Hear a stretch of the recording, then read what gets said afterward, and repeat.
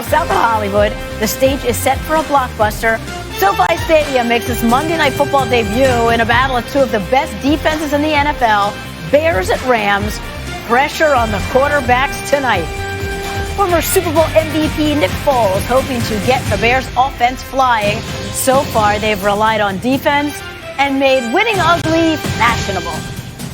The Rams need to prove they can beat the best. Jared Goff and company have breezed through the NFC East, but starting tonight, they have the toughest remaining schedule in the NFL. We'll get into the game in a bit. First, the sounds of Sunday. Yeah, I mean, it was one of the most remarkable plays I've ever seen. But DK had the angle. He just kept going, man. It was just an unbelievable play by him. I mean, just the effort. I really respect him for that. And the first thing I said, to myself coming home, I said, you keep playing games like that, bro, and it's going to be a permanent change. It sucks. It sucked. I don't know what else I'm supposed to do. Todd Gurley to the goal line. Touchdown! I shouldn't have scored on that. I shouldn't have scored. We speak all the time about playing for one another, protecting one another. Definitely it was probably not the response that you would expect. Cowboys lose to Washington 25-3. This has been on so many levels. What concerns you the most? What concerns me about Dallas Cowboys football team, Susie, I don't really think they're a team. I don't really think that this football team is considered a team. There's too much finger pointing going on. There's yesterday taking through the play with Andy Dalton. You heard the head coach talking about the players are not playing for one another. What I'm used to, you hit my quarterback like that, Book, there's some type of tussling, some type of jerk. Somebody going to get yanked on or something. The referee's going to have to come in and break something up. It's sad to see Andy Dalton like that. Hopefully he's okay. But when I look at this Dallas Cowboys team, how they started out with Aldon Smith coming there, with the defense, the way he was rushing the passer, with the year that Dak Prescott was having, everything was going well for the Dallas Cowboys. Ever since Dak went down, there's a lot of finger pointing going on. So I really don't feel, Susie, that this Dallas Cowboy team, football team, is really considered a team right now. And it was surprising to hear Mike McCarthy address that situation, even in the postgame. And Steve, and I know you guys, as players, you have expectations that your teammates are going to have your back. For example, take us back to 1994 in the divisional playoffs. Well, you got a glimpse. Now, this is not individually to the players' hearts, but the collective heart. And you get a glimpse at their reaction. In 1994, we were playing the Bears in a playoff game. I go in to score, and I get hit late. And you can see, here's the flashback. And Sean Gale hits me. I'm in the end zone, and Sean Gale hits me late. And watch what happens. Watch the knee-jerk reaction. Not from me, but there look. They come. You don't realize it, but everybody runs over. Everybody. Because there is a collective we. This is not about protecting the quarterback. It's about protecting the collective we. And it goes to the heart of the team, not the heart of the individuals. The Cowboy players individually all have heart. But as a group, they showed themselves to be a team that does not have it collectively. And it goes back to what we talked about when they replaced replaced Jason Garrett with Mike McCarthy. In the end, if you do not have autonomy as the head coach who walks into that team and speaks with authority and everyone believes it, you will get an underperforming team to its talent. It's been generations now that we've seen this, and now it's devolved to a point where we say to ourselves, what in the world are we going to do about this? And if I was Mike McCarthy, I would demand a statement from Jerry Jones. You are now completely in control. I give you complete autonomy. I don't want anyone coming to me about any issues. That's the only way he's going to get a handle on this team. He's asking the team when he says after the game, where were you guys? They knocked your quarterback out. Yeah. Where were you? They're not listening to you, Coach. Well, I mean, if that's what you're waiting on in Dallas, Steve, that's never going to happen. I think with Jerry and Stephen Jones, they pride themselves not only on being the ownership of the team, but being the GM and everything out there. No coach is going to come in there and get autonomy. That's the reason why we're in the situation we're in now. Mike McCarthy may have been a good coach in the past, but the job of a coach is to connect with your players.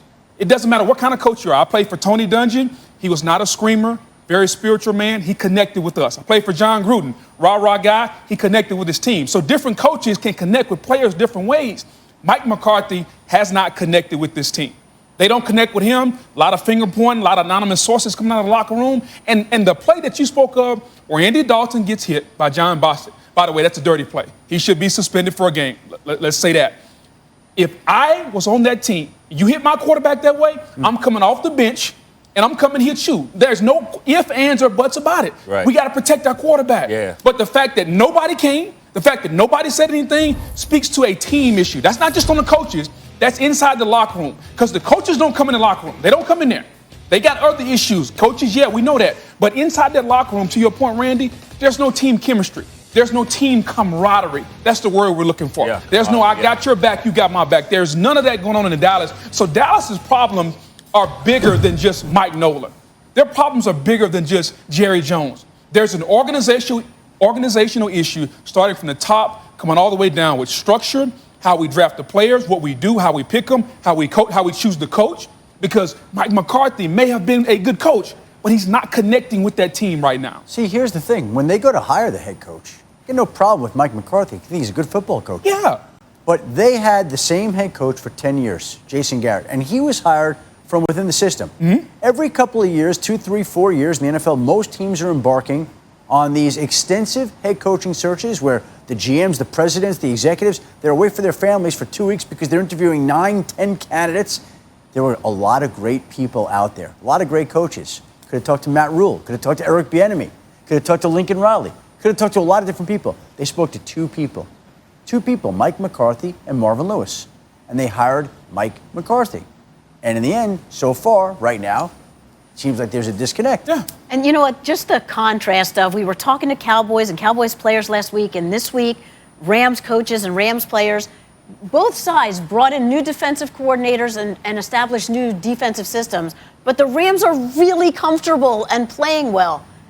And the Cowboys are not. And you just kind of wonder, like, how things went down, you know, virtually and installing a system and getting to know players and all of that. Well, and I'll say this, and it's come undone the last couple of weeks, which to me goes back to show you how important Dak Prescott is and was, how much glue he was to that franchise. If he didn't get hurt in that game, would they have lost last week at home to Arizona? I'll bet not. Would they have lost yesterday to Washington? I'll bet not. Would we be having these conversations? I'll bet not. So there's the value of Dak right there. Okay, all right. Let's dive into tonight's game and the showcase of dominant defenders.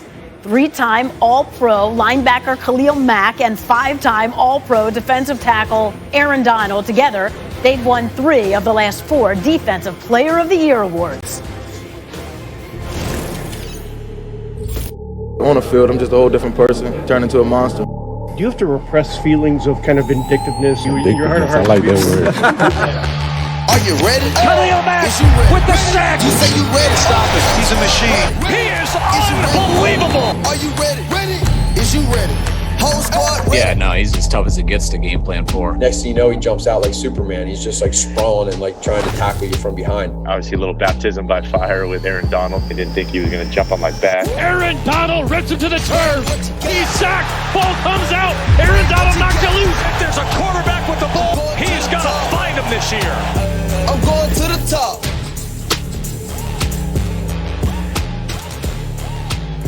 Well, Donald may be a little edgier tonight than usual. He called the Rams' performance against the Niners last week soft and said he can't wait to get back at it in another primetime game to show everyone what they are really all about. And beyond that, I asked him if there's even another gear tonight with Mack on the other side, and he said he honestly doesn't pay attention to comparisons, adding, every week I want to dominate, have the type of game that everyone's talking about. Well, funny he should say that because Donald's rare talent has even the greats singing his praises. Here's Michelle Beisner-Buck. When I say the name Aaron Donald, what are a couple words that come to mind? You can't stop him. He's a machine. Best interior threat in the game. I think he's relentless. Aaron Donald rips him to the turf, and Donald and the Rams take over. I'll just go with dominance. 99 with the sack. He's young. He's big time. He's a stud. Scary. A strip sack. Aaron Donald does it again. How does this happen? Obviously, you can go with 2 words, the best. a slightly shorter interior lineman from the defensive side works well because you just have natural leverage against your opponent.